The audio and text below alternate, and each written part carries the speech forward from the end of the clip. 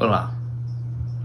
Então você recebe o chamado do louco, algo em você quer agir numa direção que você nem entende, algo em você quer nascer. Quando a gente analisa o tarô, a gente precisa analisá-lo em diversas camadas. O louco pode ser o nascimento, como eu disse, como também pode ser uma aventura nova quando você já está em meia idade. Depois disso nós encontramos o mago, e o mago vai representar a criação, quando você se percebe como alguém. Porém, também deve ser visto como uma espiral. Dependendo do seu nível de consciência, da sua etapa evolutiva, você criará mais de acordo com uma vontade que vem mais de você, da sua família. À medida que você avança, você vai alinhando a sua vontade com a vontade do seu eu superior, vamos colocar assim. A vontade do sagrado, a vontade de Deus. Eu não quero necessariamente utilizar o nome de Deus aqui assim, porque geralmente é um termo muito religioso. Eu não quero trazer uma conotação religiosa. Porém, vocês sabem que quando eu falo do sagrado, eu falo dele. Até porque a visão de Deus, o nome Deus, ele é muito particular para cada pessoa. Então, a visão que cada um tem de Deus varia muito. Então, quando eu falo de Deus como sagrado, eu quero tratar daquela parte que representa o todo, né? Não é nenhuma parte de uma questão que é muito maior do que a nossa compreensão consegue alcançar. O nosso objetivo aqui, de alguma forma, é nos alinhar com essas alturas. Então, depois do mago, do 1, nós vamos para o 2. No 2, nós encontramos a alta sacerdotisa. Aqui nós encontramos a polaridade, o 1 e o 2, um de frente para o outro. A alta sacerdotisa pode ser compreendida inicialmente como a percepção que você tem de que existe algo maior. Existe algo que você não entende, mas que está ali presente de forma silenciosa. Uma outra forma de entender a alta sacerdotisa é como a guardiã do inconsciente. O que seria o inconsciente? Enquanto o consciente é aquela parte que você percebe, você observa o mundo, você nomeia as coisas, que essa é a função do mago. Você entende, você sente, você nomeia, você escreve, você cria. A alta sacerdotisa vai representar uma parte que está além da nossa compreensão, mas que nos chama. Mas nos chama pelo silêncio. A alta sacerdotisa então seria o sagrado? Sim, também. Porque da mesma forma que nós devemos considerar a nossa ação como algo sagrado, a gente também deve considerar esse invisível como sagrado. Então o sagrado é o tudo. Aqui a gente está estudando as partes. A alta sacerdotisa é aquela que representa a guardiã do portal para o inconsciente. Nós podemos entender o inconsciente da seguinte forma. Se você estuda determinados assuntos, você não estuda vários outros assuntos. Esses outros assuntos que você não estuda são assuntos inconscientes. Não quer dizer que eles não existam, mas você não tem conhecimento sobre eles. Se você é profissional numa área, você não é profissional em outra área. Não quer dizer que ela não exista, mas você não tem conhecimento sobre como atuar naquela área.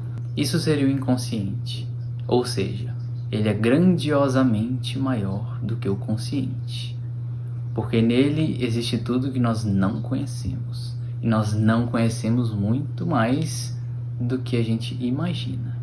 À medida que a gente aprende, a gente vê que a gente não sabia de nada, e à medida que a gente vai desenvolvendo esse aprendizado, a gente vai se tornando de alguma forma mais humildes. Aqui é o momento onde o mago compreende que existe uma força muito elevada que ele deve ouvir também antes de sair criando.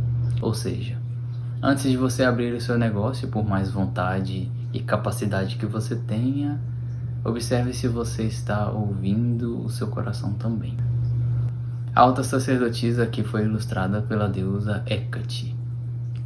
Hecate é a deusa da magia, é a deusa que pode ser associada aos temas lunares. E os temas lunares estão conectados ao inconsciente, aquilo que nós não conseguimos perceber com clareza.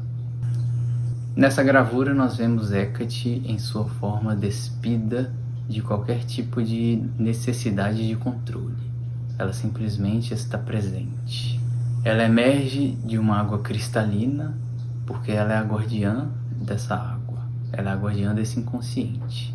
Outra forma também da gente compreender esse inconsciente são as mensagens que nós recebemos do sagrado, principalmente a partir dos sonhos. Quando você sonha algo, aquele sonho está te dizendo mais do que você imagina. Porém, a forma como a alta sacerdotisa se comunica, como Hecate se comunica, é uma forma silenciosa e simbólica. Um sonho jamais deve ser interpretado de forma literal. Por exemplo, se você sonha que você está limpando a sua casa, nós devemos interpretar da seguinte forma: a casa é o símbolo do seu espaço interno. Se você está limpando a sua casa, você está limpando o seu espaço interno. Não necessariamente você deve acordar e limpar a sua casa. Talvez se você fizer isso, você estará fazendo um link entre o inconsciente e o consciente, uma ponte. A sacerdotisa apenas te revelou a partir do sonho. Então, nessa etapa, quando nós encontramos com a alta sacerdotisa, nós encontramos e nós nos deparamos com essa força maior que atua em silêncio. Quando nós nos redimimos a isso, a nossa capacidade de escuta se amplia. E justamente com essa ampliação da nossa capacidade de escuta, a nossa capacidade de criação também aumenta. Porque muitas vezes nós recebemos o que nós devemos fazer. Mas para poder a gente receber isso, a gente precisa se entregar. A gente precisa do silêncio. A alta sacerdotisa também pode ser interpretada como o nosso templo interior. Um templo que revela imagens para nós, para a nossa vida, que será direcionada apenas para nós. Ou seja, você não pode deixar qualquer um entrar no seu templo. Você não pode deixar qualquer um entrar na sua mente e na sua vida, porque ela é sagrada. E esse templo ele se estende desde a questão mental, emocional e também ao seu corpo físico. Porém, eu não quero trazer isso de uma forma moralista, claro que não. Eu estou dizendo que, às vezes, nem mesmo você conseguirá lidar com o seu próprio templo. Imagine outra pessoa. Então, as vestes de Hecate, em preto e branco, revela que ela guarda o mistério de coisas que precisam ainda ser diferenciadas. Ou seja, se você entra num quarto escuro, enquanto você não aprende a escutar, e enquanto você não aprende a iluminar aquele quarto, tudo ali estará indiferenciado. Você não consegue saber o que existe. Mas à medida que você ilumina, que você escuta, você consegue discernir melhor o que ali existe. Mas o objetivo aqui, junto da alta sacerdotisa, é apenas escutar. É apenas entender que existe um oceano gigantesco ao nosso redor que é muito maior do que a nossa própria vontade, que é muito maior do que nós conseguimos compreender. E isso por si só já nos inicia numa jornada onde a gente precisa aprender a escutar. E essa escuta muitas vezes deve ser silenciosa. Você escuta, você contempla, você absorve e não necessariamente você age. Aqui, a alta sacerdotisa simplesmente te revela algumas coisas e você busca compreender. Às vezes, apenas com o passar do tempo, você consegue entender por que determinadas coisas aconteceram na sua vida. Aquilo que foi revelado há muito tempo atrás se torna compreendido apenas depois de uma longa jornada. E então, depois que nós entendemos que o mago precisa, para criar, levar em conta também que existe essa profundeza em si mesmo, a alta sacerdotisa entrega a jornada para a imperatriz. Vamos entender o que a imperatriz significa agora.